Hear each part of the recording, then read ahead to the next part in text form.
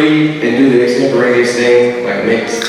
I had the pleasure of meeting Keith Knight a couple of days ago. We got to chat for a little bit. Really, really cool, really insightful things to say. Has anybody got a chance to see the work in the other room yet? If you haven't, you should. It's dope. We got merch here, as the kids say. Buy some. I'm gonna buy some.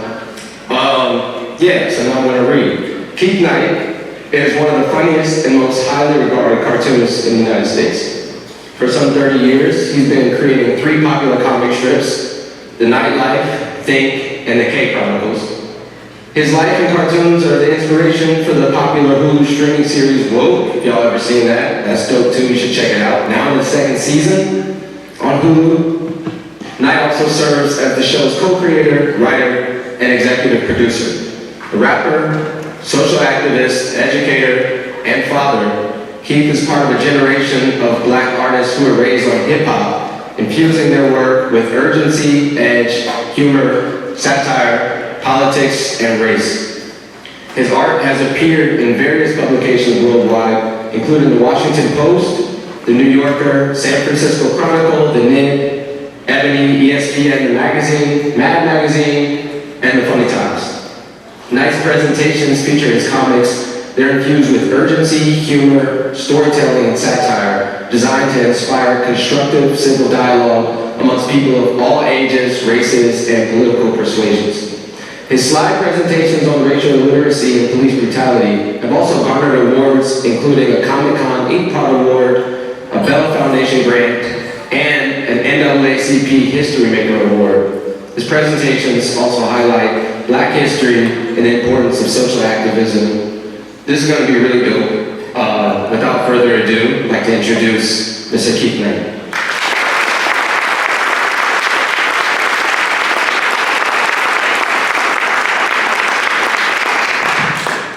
Thank you.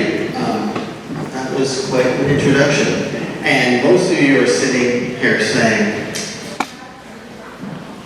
I've never heard of him before. What do you mean highly regarded? What do you mean? You know, and I'm one of those Z-level celebrities, like, where most people don't know who I am, but there's one person in this room that is super psyched and can't believe I'm here right now. So, is that person here? Can you show your hand?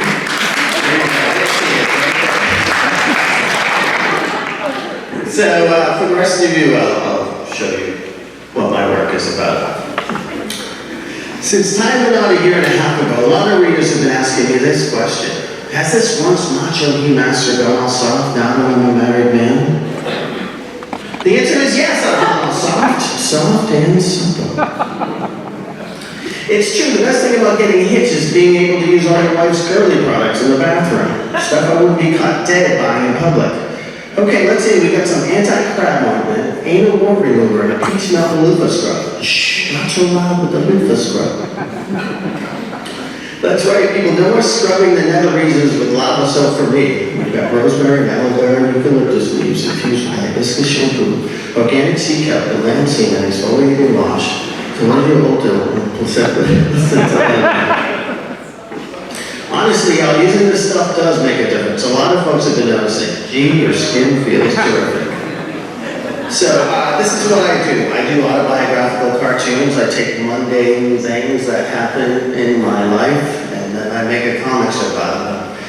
And what I like to do is basically tickle, tickle, and then punch. And that's my way I operate. Tickle, tickle, punch. That's what I do. How did I get this way? I grew up in 1970s Boston. In 1970s Boston, this was the most popular picture that came out of that era. And I didn't know as a kid, I didn't know a whole lot about it, but I was fascinated by this picture. And so it took a lifetime to sort of figure out what it actually means. In the meantime, I drew comic strips. This is a collection, one of my first comic strips that I did in high school. And basically what I did was, I just drew comics, autobio comics that had to do with me and my friends. And Now I realize why I was doing that. And I talked about this last night. In the 12 years of schooling, in grade school, I never got any books where the protagonists were people that looked like me. I got more books where animals were the heroes, animals were the protagonists, than people that looked like me. I never even had a black teacher from kindergarten to 12th grade. And there was a study that came out that said, if black students have just one teacher between kindergarten and 12th grade, the likelihood of them going to college goes up 32%. I was fortunate enough to have a substitute teacher who was black. And he would just have a study class, but he was an aspiring cartoonist. So he would sit up at his desk and draw. And he would invite me to sit next to his desk, and we would draw cityscapes together, and we would draw people together. And just seeing this person that looked like me, wanting to do what I wanted to do, probably made the likelihood of me being a cartoonist 75%. So it does matter to have diverse teachers, have diverse books, have diverse learning. Now, the first time I got books where they were people that looked like me were protagonists was in college. My first black teacher was in college. I was a junior at Salem State University, and I had an American literature teacher. And he assigned us Ralph Ellison, Richard Wright, Maya Angelou, and James Baldwin. And when someone said, why are you giving us some American literature class, like, why are you giving us all black writers? He said, I'm giving you all American writers. And that exploded everything that I knew about American literature, because we're taught that. What's American literature? Mark Twain. It's essential American literature. Walden Pond, And so for the first time, I was exposed to a whole other genre of writing that informed my past, my family's past. And it was an amazing experience. My work went from being about cake parties to being what it's like to be a black male growing up in America in the mid-'80s. So this is one of my favorite ones. This is dedicated to that one black kid. This is dedicated to that one black kid who lives in that tiny-ass town off the highway in the middle of nowhere. This is dedicated to that one black kid who was not into hip-hop in high school. Black Sabbath's not black, This is dedicated to that one black kid who gets used as the reason why someone isn't a racist. I can't be prejudiced. My mom invited one to my 13th birthday party. This is dedicated to that one black kid with hair people want to touch all the time. Back off. Is it like a Brillo pad? This is dedicated to that one black kid who gets told they're not really black. Yo man, brothers don't do what you do. Hey, it's a compliment coming from me. This is dedicated to that one black kid who always gets asked by white folks why they can't use the N-word. Why ask me? I don't use it. But you could if you wanted to. This is dedicated to that one black kid who wonders if they measure up to the myth. This is dedicated to this one black kid. So I did this long before I ever heard the word microaggressions. I just felt like, okay, I get asked these questions all the time. I'm going to just put it in a strip. And here's what I found drawing these type of strips. The more personal I get with them, the more universal they are. I've gotten letters from everybody listing their microaggressions. I could do that one Latino kid. I could do that one disabled kid. I could do that one gay kid. And it's amazing how much this strip resonated. And I found that by telling your story, by telling your individual story, it's completely universal. So this leads us to our first James Baldwin quote, and I quote James Baldwin a lot. You think your pain and your heartbreak are unprecedented in the history of the world, but then you read. And I will tell you this, This idea that we're banning books is completely insane. Like, I don't care what my kid is reading. If I saw my kid, my 11-year-old or 15-year-old in the corner reading for a couple of hours, I would be psyched. Anything that's in a book will take 5 seconds to access on the internet. So this idea that we're banning books is completely insane. Anyway, let me jump forward. That first strip that you saw of mine was the K Chronicles. That was the strip I've been doing for over 35 years. The second strip I did, I was asked by a black website, Africana.com, to do something exclusively for them. And I said, I'll do it for you first week, but then, negotiated that I would send it out to the rest of the world after that. It's always important to have good contracts, all you artists out there. Anyway, so they wanted me to do something similar to K Chronicles, but I said, no, I want to do something completely opposite. Instead of autobiographical, I want to take it from the news. Instead of multi-panel, I want to do single panel. So I came up with a single panel strip called Think. And Think is, I always wanted to have an editorial comic strip that centered the average Joe, but that average Joe is black. Like always in editorial cartoons, it's like the white average Joe. So I just wanted to create something where it was someone who looked like me. And that is continually the theme that I do with all my comic strips. But after doing this strip for over 20 years, I've noticed a couple of things about the title. One is, Think is my last name spelled backwards without the G. And the second thing is, the logo looks like late Charles Schultz Snoopy. The parentheses looks like the ear, the dog of the eye looks like Snoopy's eye. I swear I don't, but I spend a lot of time staring at a blank page, and that leads to conclusions. So here's the first one. Denny's, serving blacks since 1997, if science told the truth.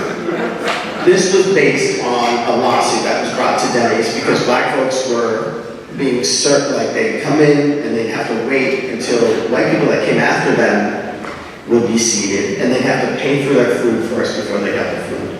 And it wasn't until a bunch of Secret Service, black Secret Service people in DC brought a lawsuit, and then everyone jumped on. And what I liked about this is when I created this, I made these stickers. And when I was in San Francisco, these Denny's workers would always buy these stickers and stick them up in their break room. So, cheers to that. I haven't been to Denny's since then, so I don't know if it's anyway. Your sister had the baby, it's a boy. At the exact moment, radical black activist Thomas X realized that yes, indeed, he was an Uncle Tom. So what I like to do is I like to take the ideas that I can't flesh out into K Chronicle strips and do these one-shots. What was promised, 40 acres from a mule? What was got, 40 ounces in a pit bull? A screening for women only? That's discrimination. I demand entry. Hey Louise, we've got another snowflake wanting to get a pap smear. Send him in. This just in, police have released a description the alleged gunman has been terrorizing the downtown area. Please don't let it be a black guy. Please don't let it be a Middle Eastern guy. Ha, they'll never catch me. The power of white privilege. I love the pros. All lives matter, asterisk, restrictions apply, see skin color for details. I have stickers in that here. And this is appropriate for this year, voter suppression bingo. You can just check a bunch of those off. The penis monologues with Will Chamberlain, Jimi Hendrix, and Bill Burrell. How was it? Way too long. This is for the older folks. You young kids, look it up. I think I'll get it. You're doing this because I'm black, aren't you? Oh, now see, why do you always have to play the race card? So yeah, the race card, Chicago, what else? Black on black crime. These are a lot of the things that people, white people, bring up whenever we start to have a talk about what is, I think, the biggest problem the U.S. has, and that's its race problem, and its inability to talk about race. Okay, for far too long, the conversation goes until white people feel uncomfortable, and that's about 3.5 seconds. And then, what about the race card? Or, you pull the race card, or what about black on black crime? Or what about this or that or this? Here's the thing. We gotta have a true, serious conversation about this if we are ever to move forward as a country. Now, there are many people who don't want to have this conversation, who are completely comfortable with where we're at now. But I will make the case that slavery, the vestiges of slavery, are affecting us today, to this day, and it's affecting everybody. For far too long, this conversation goes like this. One day at Yale Gallery opening, frankly, I don't care if a person's black, white, green, purple, or brown. Who the heck are all these green and purple folks white people are always talking about? Okay, white people. I'm sorry, I consider myself relatively open-minded, but I have to draw the line at purple people. I know this ain't PC. Oh, now it's woke. I know this ain't woke. But purple people are nothing but barely civilized knuckle draggers. Believe me, I know. I sat next to one in second grade. When I was growing up, a purple family moved in next door, and the whole neighborhood started to smell like fig Newtons. And I swear this one guy was hired at my job just because he was, well, you know. I heard green folks have 3 nipples. I think I better be going. Me too. Be careful walking back to your car, the purple people might get you. So yeah, there are no purple people, there are no green people. Avatar is not a documentary, there are no blue people. And so, let's couch the conversation in reality, shall we? And here's the thing, if a purple person walked in here right now, you would be concerned. You would be concerned. A green person, the only time you shouldn't be afraid is at a Comic-Con. There are plenty of green and purple people there. Anyway, it's okay to feel awkward. That is the thing. These book bans are supposedly to keep people from feeling awkward. We feel awkward all the time. We feel awkward at nightclubs. We feel awkward asking people out on dates. We feel awkward walking into a test that we haven't studied for. We feel awkward all the time. And there aren't pills for that. Don't take pills all the time to solve all your problems. Have conversations, and have conversations in person, not online. Because we say things to people online that we would never say to people's faces. And it's silly, and it's horrible, and it doesn't do anything. So, okay, enough of that. The biggest mistake I made in my career was I launched a daily strip. Now, I'm not saying it's a bad thing to do, but I did it 25 years too late. I did it in 2008, which was the worst year in the newspaper industry history. The economy fell out and all these newspapers went out of business, but we were having our first kid, and my wife was like, I would like to quit my job and stay home and raise our kid. And I was like, okay. And so I launched the daily strip. And instead of getting it into 500 newspapers, which you could 25 years ago, I got it into 50 papers. So I was basically working, I ended up doing for 11 straight years, 9 strips a week, the 2 weeklies and the daily strip, and it was completely insane. Now, the great thing is I ran in places like the Washington Post, I ran in Boston, Detroit, San Francisco, San Diego, and I'm just going to show you one of my favorite ones. Vet mentoring. A guy in my unit, spelled an IED, took one for the team. When I got home, I went to tell his loved ones what kind of sacrifice he made. Turns out he was gay. I was the first one to let his partner know what happened. I've shared things with soldiers that I'd never tell family and friends. War does that. Here was a guy who gave his life for his fellow soldiers, but wasn't allowed to share with his loved ones, share with us who was waiting for him back home. If we're not fighting for this soldier's freedom, then what are we fighting for? So, this is a Sunday strip that ran in newspapers across the country. I think it ran in, I can't remember, it was 2014. But it was talking about a rule in the military called Don't Ask, Don't Tell. Don't Ask, Don't Tell was, you could be gay in the military, you just can't tell anybody. Which is like completely insane if you're putting your life on the line for all these people. And like suddenly you're being attacked and you have to sort of remember, oh yeah, I have a fake boyfriend or girlfriend, I have to it's completely insane. But what I didn't anticipate is, I started getting all these emails after this rant, and it was from military personnel. And they said, you just changed my mind on Don't Ask, Don't Tell. And they were coming in mostly from San Diego, which is a big military town. And they said, your comic strip in the Union Tribune changed my mind on Don't Ask, Don't Tell. I got 27 different emails about this. And in our wildest dreams as cartoonists, you wish you could create something that changes someone's mind on an issue.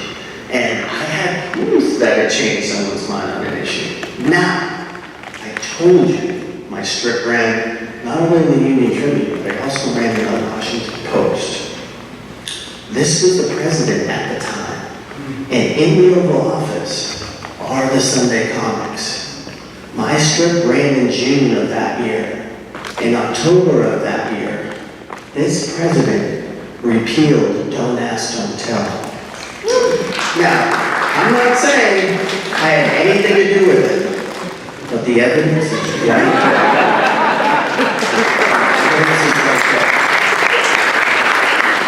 I'm saying cartooning can save the world. It's a small, humble thing that I'm saying. Cartooning can save the world. And it has for way, way longer than everyone can even imagine. These are the earliest cartoons. Okay, these are the earliest. And I would say that this person draws animals better than I do. But we have used cartoons to tell stories, to inform the future of the past. And it's super important for us to continue that tradition of that. Cartoonists have spoken truth to power, they have informed people, they have done so many different things with their work. Hieroglyphics are cartoons. When I was here last year, I was here at the Krenner Museum, and they had these Dutch illustrations. A lot of people trace editorial cartoons back to the 17th century with the United States. But these Dutch cartoons are from the 1600s here. Oh, the 18th century, I'm sorry. The United States, 18th. But this is the 1600s. And these are the first cartoons where the artists actually did caricatures of kings and queens. Before then, people just had a generic king or queen. But this is a character, I think, of King James, and I can't remember the other king. But there's all these different sort of, stuff that doesn't mean anything to us now, but meant a whole lot to people back then.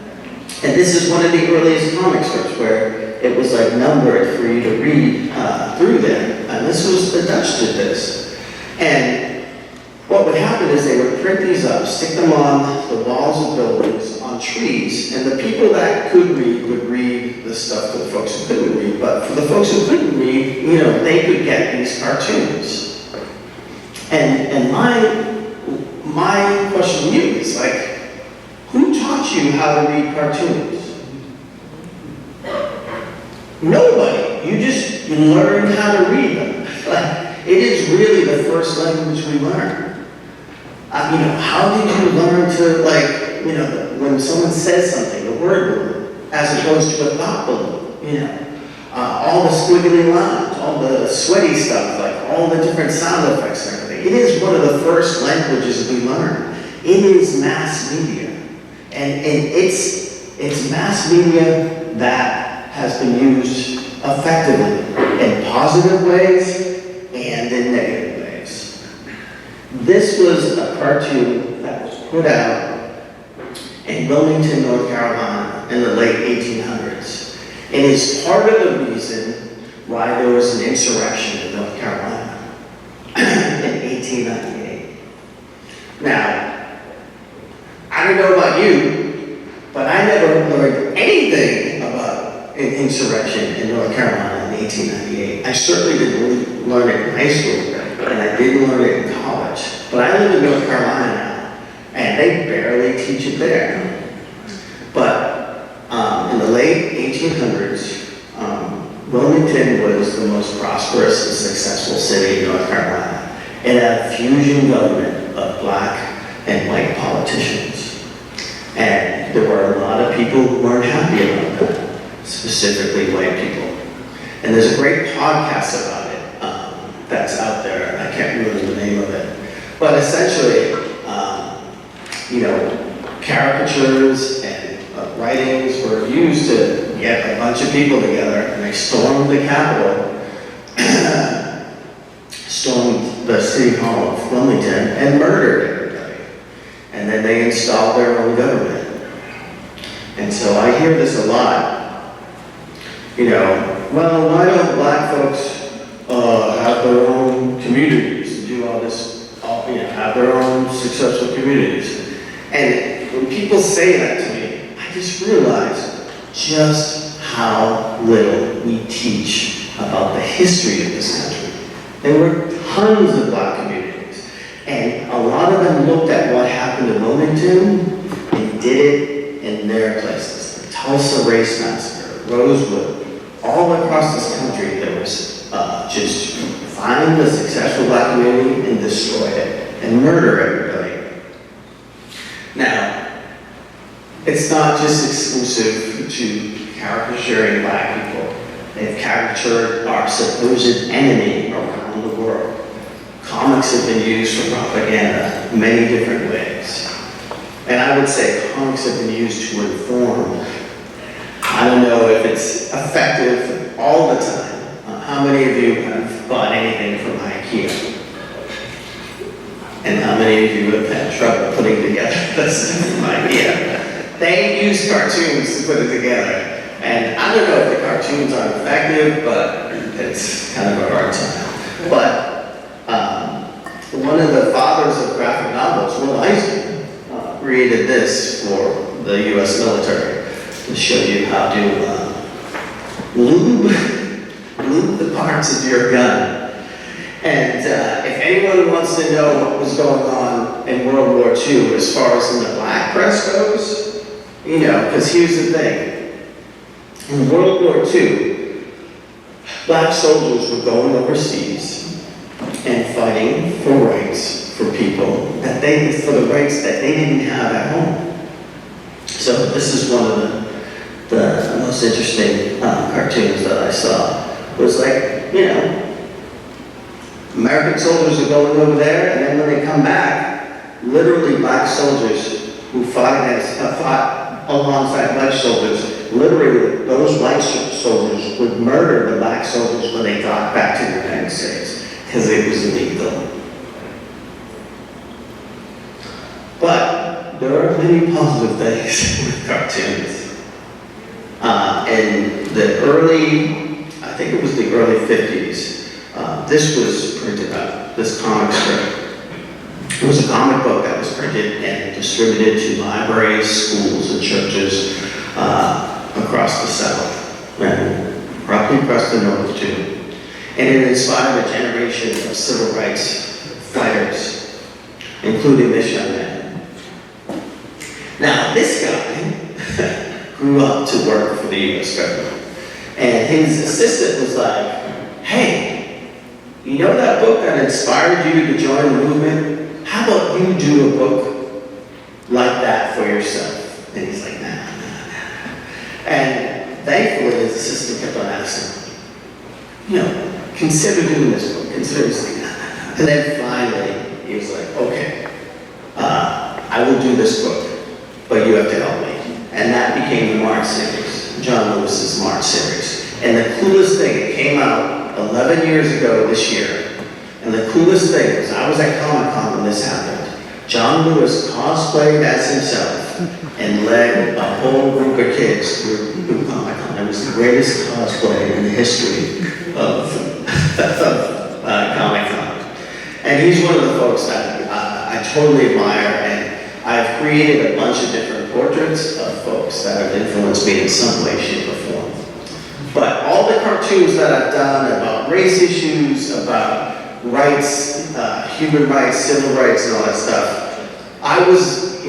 people have been doing it way longer than me, way before me. Ollie Harrington is a cartoonist that actually left this country and moved to Germany and was doing, this is a great book about why he left America. Jackie Orms, the first black female syndicate cartoonist. And she created a doll based on her characters that was really successful because there were no black dolls out there.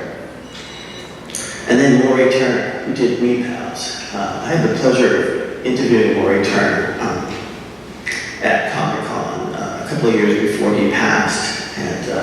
And some of his stuff in the 60s were hardcore. But I will tell you this, he did Me Pals, and it was not in many papers at all until Martin Luther King was assassinated. And then he picked up 100 papers after that assassination. So, it's this weird, should I be happy about that? It's kind of like the weather out here today. Should I be happy about this? But comics have been used, it's such, what's great about comics is you take these simple images, right? And they mean things in ways. You're able to take complex issues and distill them down into simple things that the masses can take in. Everybody knows about Charlie Brown and the football and all that stuff. It's just a given. And so someone took it, repurposed it, and put this thing about unions, which, I love. And it's pretty neat. One of the pieces that's in the other room here is this piece. I took traditional games that we grew up with, and I just repurposed them through a black lens. And you can see some of the original art in there. In 2015, I took a slideshow on the road across America called They Shoot Black People Don't They? Because so many people were talking about police brutality as if it never happened before. And so people were like, why is this going on? I heard people say, it's going to be a black person. Listen to me. We have been abused by the police forever. My dad was hassled by the Boston police. His dad was hassled by the police. It goes back and back and back and back. The difference is we have cell phones now, so people are able to show it to you. And so I took what I had been doing 25 years of police brutality cartoons and put them in a comic strip slideshow. And this is the firing range where police officers do target practice. How come all the targets are black? What do you mean? They're silhouettes. They're supposed to be black. I'm talking about the afro and the FUBU logo across the chest. Well, I'll be.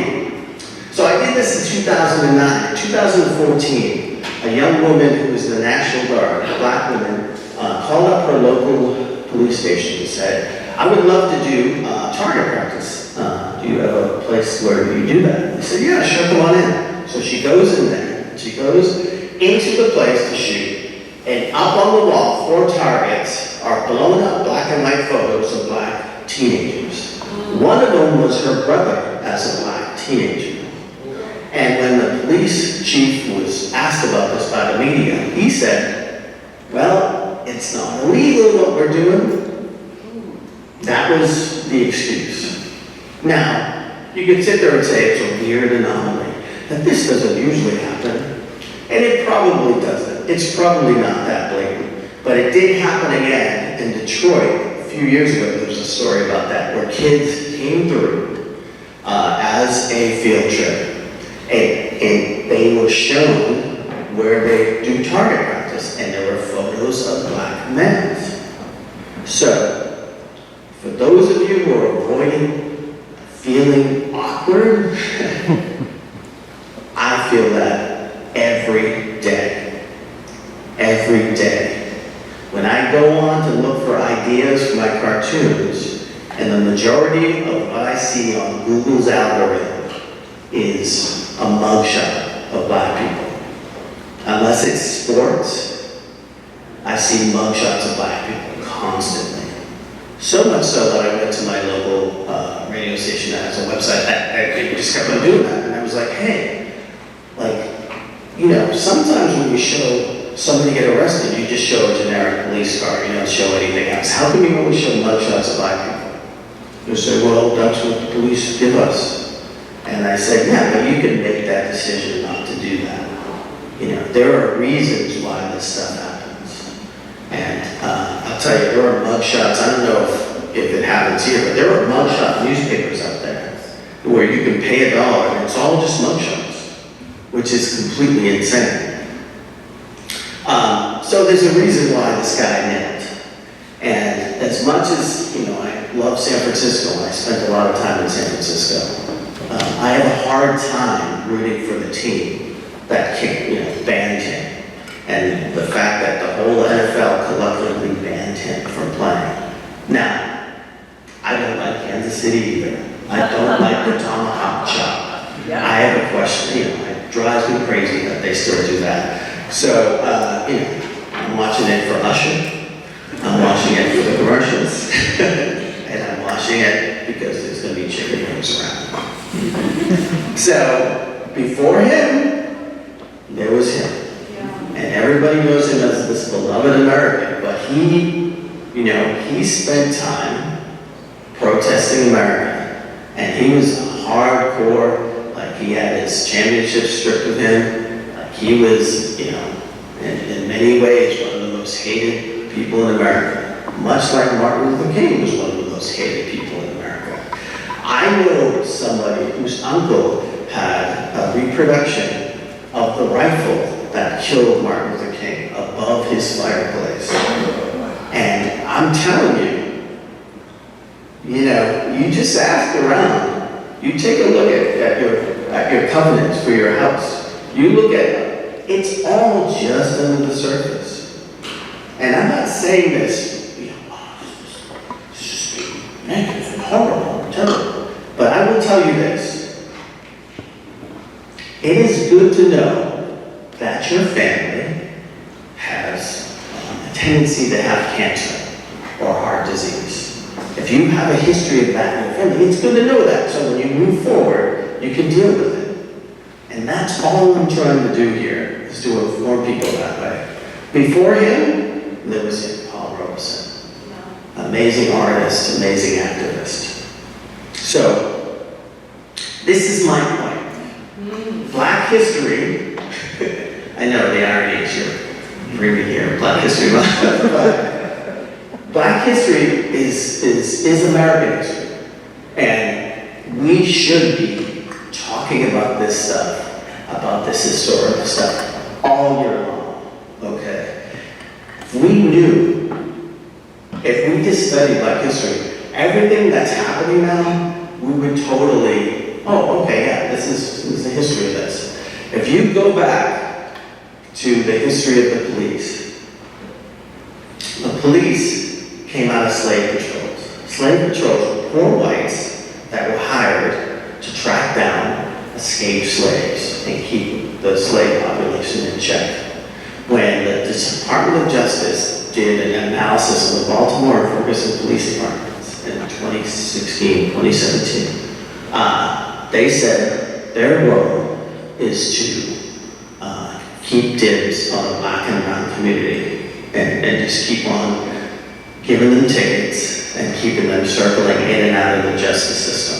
It's the same exact thing that slave patrols did. And so just knowing that, you're like, oh, okay, that makes sense, right? Back in the day, and people, this is another excuse people say, well, Africa had slaves too. America took slavery and made it a race thing. They said, okay, the rich whites were like, how can we keep the poor white people from just coming at us and taking all our stuff away? Well, if we give them the idea that whitewash, just the fact that they're white, they should be happy with that, and that, you know, the other people are savages and less than human, then it will keep them from coming after us. And it's worked brilliantly. It worked brilliantly. How many times do white people think that black people are coming for their stuff or get free stuff all the time?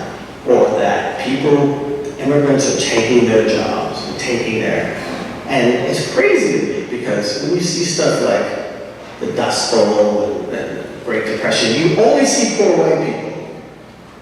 You know, those pictures that you see of poor white people, black people are already living like that. Like, so you don't even, like, it'd be amazing to see what black people went through during the Great Depression.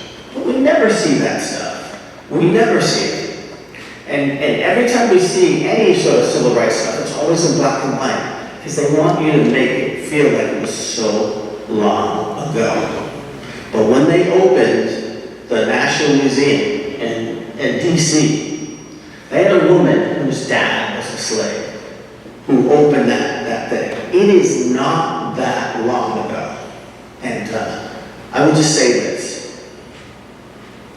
What could you build if you had 2.5 centuries of free labor? What could you build with 2.5 centuries of free labor? And if you wanted more labor, you'd sexually assault them and make more labor, or sell them and make more money, or breed them. What could you do? And what is the psychological toll on all of us from that? We know that the descendants of the Holocaust have higher rates of depression and suicide. What hangover do we have in this country from 2.5 centuries and then another century of Jim Crow? And I think that we don't take any time to actually examine that.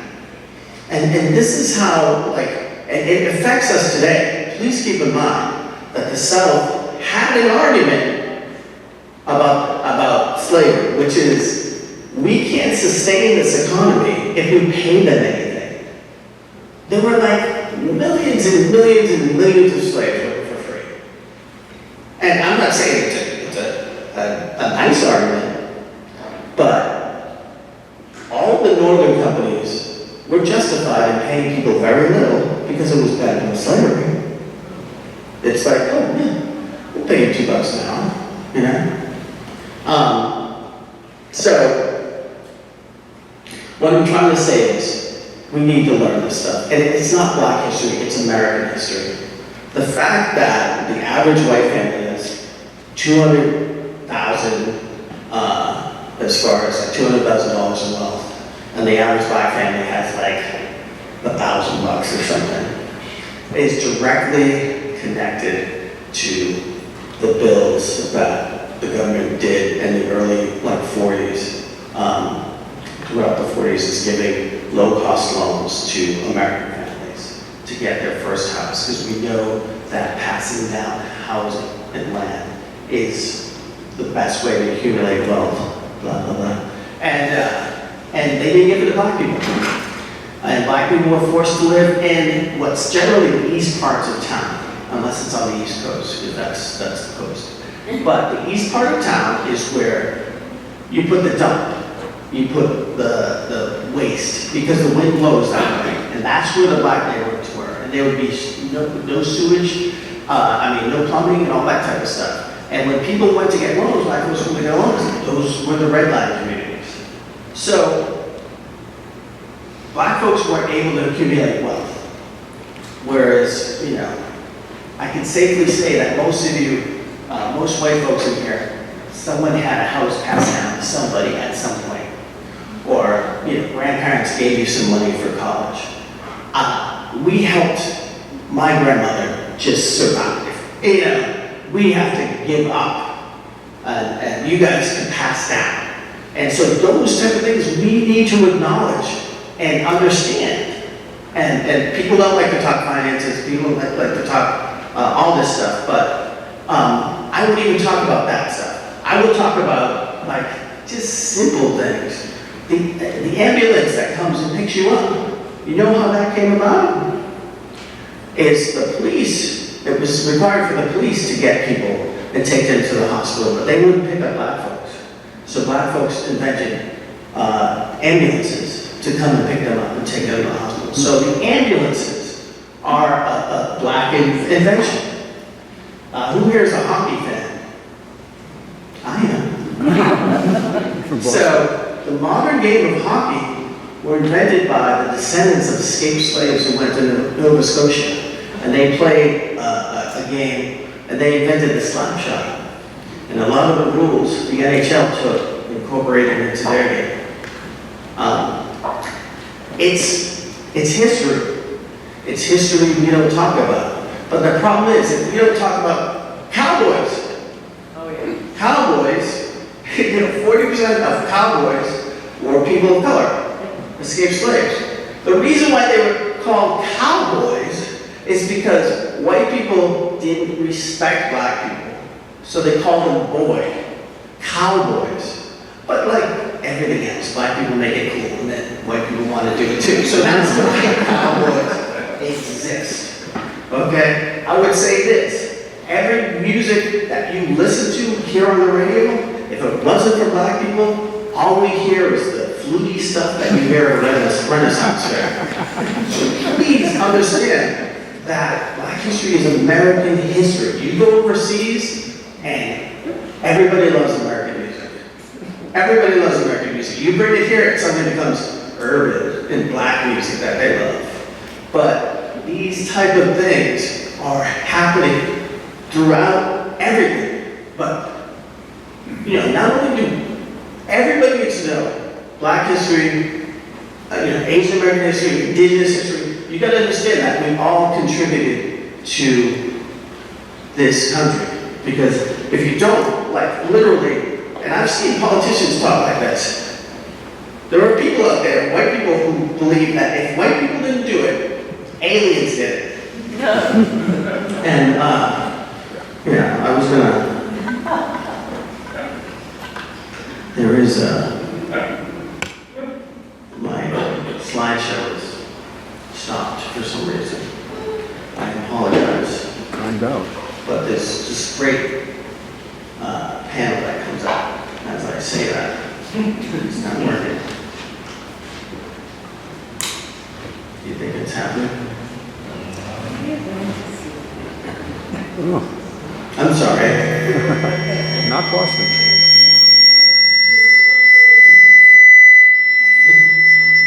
Went well for an hour. I'm sorry. It's all breaking up, I'm sorry. Okay, here we go. There you go. Just because white people didn't do it doesn't mean aliens did it. All right? And please don't tell me that, why you're thinking about race. Everything is about race in this country. I swear to you, everything is about race. You walk into a restaurant, the deeper you go into the restaurant, the darker it gets. Again, you look at your covenants for your house. Believe me, you will find, don't sell to black people, don't sell to Jews, don't sell to indigenous people. You look at anybody who's created anything, and there's a black person or somebody else behind them doing all the work. I've gotten to the point now where I don't believe Betsy Ross sold the flag. Her slave did that, and then she said, look what I did. America is totally about racism. Why do you live here? Why do you live here? It's like, I love America. This is James Baldwin quote. I love America more than any other country in the world. And exactly for this reason, I insist on the right to criticize her perpetually. And that's why I do it. I love Star Wars. But I am the first to say that Star Trek now has better shows and better movies. There are more bad Star Wars films than there are good Star Wars films. And it hurts me to say that, but it's the only way they're gonna get better is if you let them know you gotta get better. And I would have to say that America has to get better. Okay, so I'm gonna jump really fast because I'm running out of time and I'm sorry about that. But I'm gonna jump to my show, Woke. You know, the reason why you haven't seen it is you probably saw the title on Hulu that said, I don't want to be lectured to. But I will tell you this, when people discover it, they write to me and go, oh, I didn't know it was going to be funny. And you know, it's sort of anticipated that, like, it is about, you know, the whole sort of being woke and all this stuff. And we had a lot of fun. One of the reasons why I got the show is I had so much intellectual property. So doing, you know, 9 scripts a week for 11 straight years really helped me get the show. And what was great about it is they recreated my apartment building in San Francisco. We shot it in Vancouver though, and Vancouver's Chinatown really looks like the inner Richmond of San Francisco. These are some of the stars of it. Lauren Morris plays me, and Blake Anderson from Workaholics plays my roommate Gunther. You can see the original Gunther and a few of the other characters on the wall in the original art room. And then my director, Mo Marable, was just really amazing. But you guys, look at the police, look at the guy who's playing the police officer there. He's already in character. He's already pissed off, which is kind of insane. So this is us just outside of the apartment building that we're supposed to be in. And you know, T. Murph on the lower right-hand corner, he is a comedian out of Chicago. So if you ever see him play, he's an amazing stand-up comedian. But this was his first role, and he really knocked it out of the park. I made 2 appearances in the show. In season 1, episode 7, I played a koala that punches my character in the face. So I couldn't see out of that head. Oh, those are my sisters, by the way, visiting me on set. But I couldn't see out of that head. All I could see was like a little sliver of ground. But I would hear, okay, koala, and then I would step forward and throw a punch. And when I did that, I heard an extra go, I don't think he's ever thrown a punch in his life. And it's true, I probably have not. Season 2, we shot in Atlanta because COVID had shut down Canada so harshly. But, so both places were supposed to be San Francisco. We shot in Vancouver in January and February. And then 2 days later, like after February, it shut down. Like, you know, COVID shut everything down. But it rained or snowed 32 straight days in Vancouver. When we were shooting what was supposed to be an Oakland party, there was like 6 inches of snow on the ground. But the second season, we shot in Atlanta in July and August. So everybody still had to like dress like it was San Francisco. It was a nightmare. Sashir Zameda was another actress that was in the show, and one of my favorite episodes was when she trips on mushrooms at this hotel, and it's like a parody of One Night in Miami, and she conjures up these historical black female figures, and it was just really, you hope that when you have day players come in, and I loved it, I got to participate in all the auditions and pick people. You hope that the people that come in are great, and Harriet Tubman's secret girlfriend, the pink in the pink night, was amazing. It was like, they were all amazing, but Harriet Tubman's secret girlfriend was It's hilarious. So, the second season, I had another secret cameo, and that was as a black mime. And the reason why I did it was the mime that we wanted to hire wanted too much money. And so I was like, I'm gonna play the mime. And the sad part of it is I just needed the mime makeup. I apparently dressed like a low-rent mime. I just had to put on the makeup. It was like, you're a mime. So that's kind of sad. Anyway, we got 2 seasons. It was amazing and fun and crazy, and I hope that the next thing that I pitch can go too. So because it was really fun, and it's worth checking out. The great thing about streaming is even if you don't get another season, they don't take it off. Like it's still on there, and it's worth checking out. So a couple years ago, I got my honorary doctorate at my alma mater, so I am a doctor now, and I exploit that as much as possible. My mom always wanted me to be a doctor, and she got her wish. So that was us at the event. But here's the other thing, is I bought the URL, blackmugshots.com. I decided that my hatred of mugshots on the internet, I took it to the next level. And what I did was I bought the URL, Black Mugshots, and then decided to take a picture of myself with my favorite mug. And I posted it online and put blackmugshots.com, and then urged everybody else. Black folks, they can have their own mugs, any mug, but anybody who's not black has to have a black mug. And they posted their pictures and put black hashtag black mugshot. I wanted to see if I could break the Google algorithm of black mugshots and get onto the first page of the image. It took me a month and a half of getting the Washington Post, Philadelphia Inquirer, Seattle Times, and now I'm on the first page of black mugshots. But I want more. I'm greedy. I want more. So I want people to send me mugshots, send me their black mugshots. But here's the thing, and there's information on the website about it. We're one of the few Western countries that are like, will allow anybody to just post mugshots up on the internet. When your mugshot is on the internet, you can't get credit, you can't get jobs, you can't get apartments, you can't get dates. People will search you immediately. If your mugshot comes up, that's it. That's it.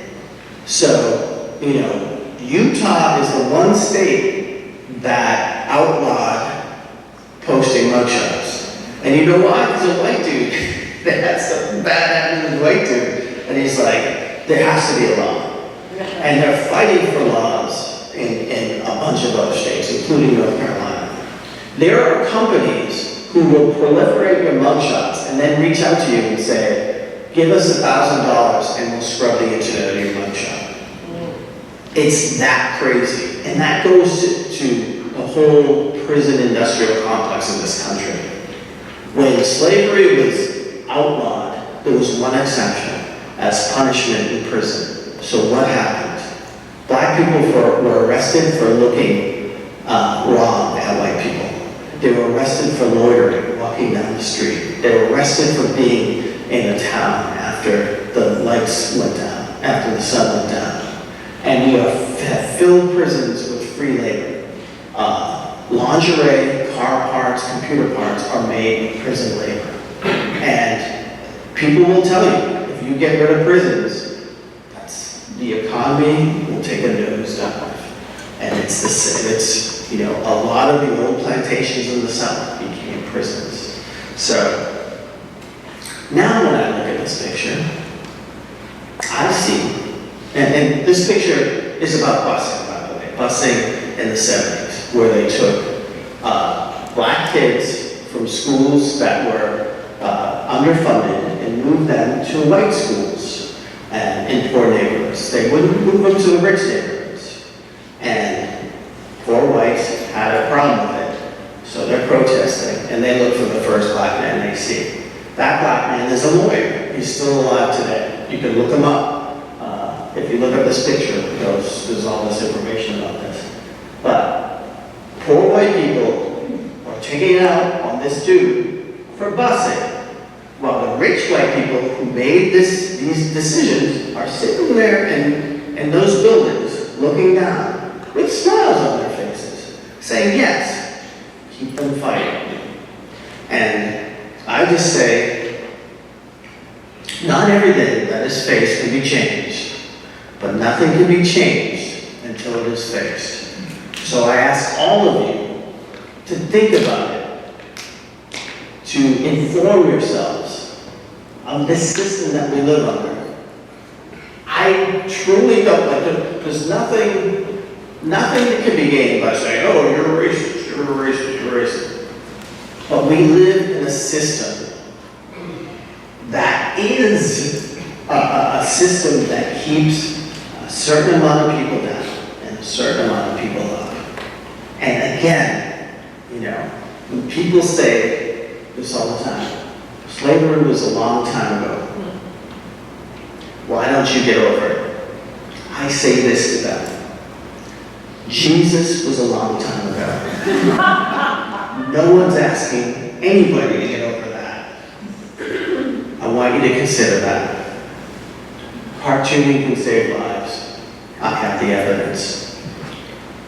Tell me a decision that changed the trajectory of your life, but you can't say choosing your faith, getting married, or having a kid. Family suicide attempt. Turns out I'm a coward. No big surprise there.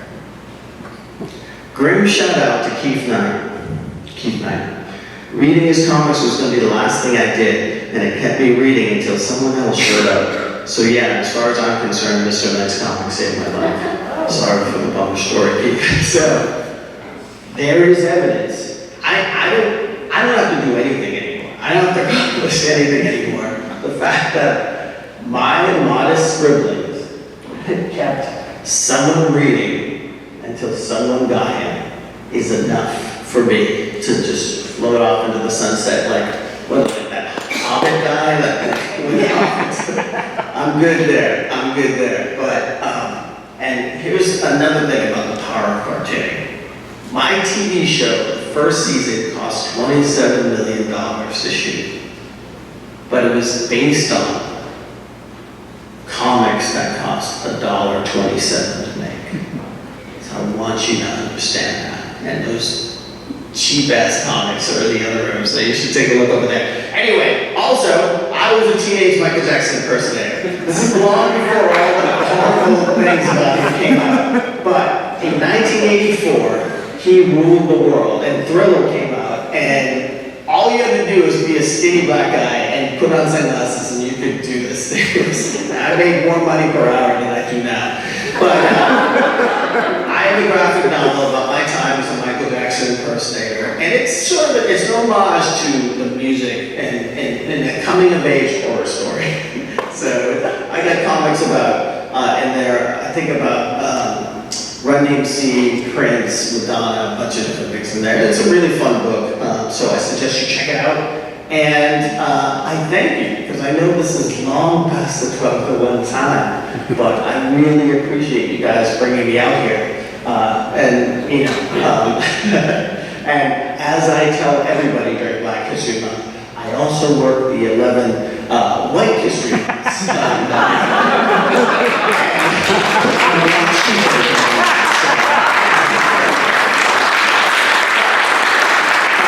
That's my slideshow. Does anyone have any questions about anything? Several dozen. Okay. No poetry. Okay. All right. I just wanted to point out that you mentioned the covenants that are still on the books. There's a project in this town led by Aaron Ammons, who is the city county clerk, to go through all of the titles and look for all the covenants. So if anybody wants to look at their documents and find out if they have a covenant on their area, that would be a good thing to send in. Yeah, it's crazy. I mean, and obviously those covenants are supposedly not enforced, but I mean, you see what neighborhoods, how segregated neighborhoods are and schools and everything. And here's the school thing.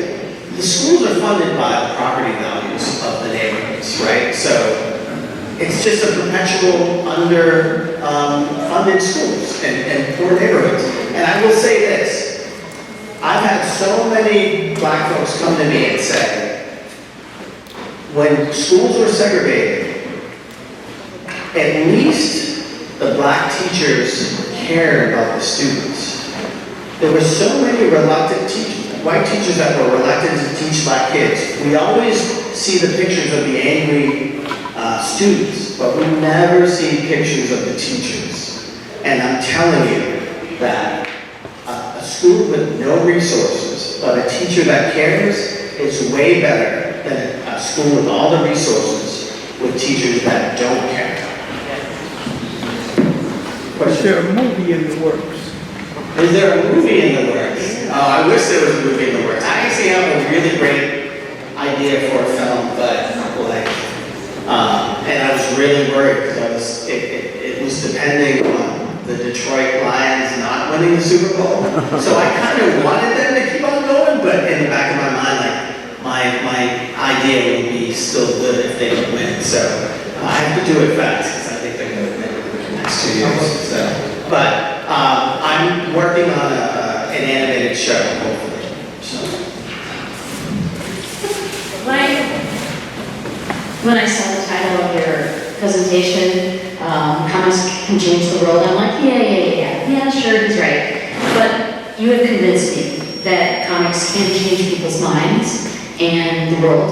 And I just wanted to say that I'm really glad that I came. As a scientist, I guess what I'm asking, I have a question. As a scientist, I'm always like, give me the evidence, give me the words, give me, write a paper on it, write a journal, or something for the public eye community newspaper.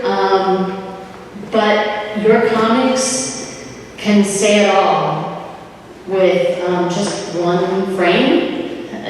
Like, wow, those are amazing, and the ones in the other room are so good. Anyway, I guess my question is, a lot goes into making a comic.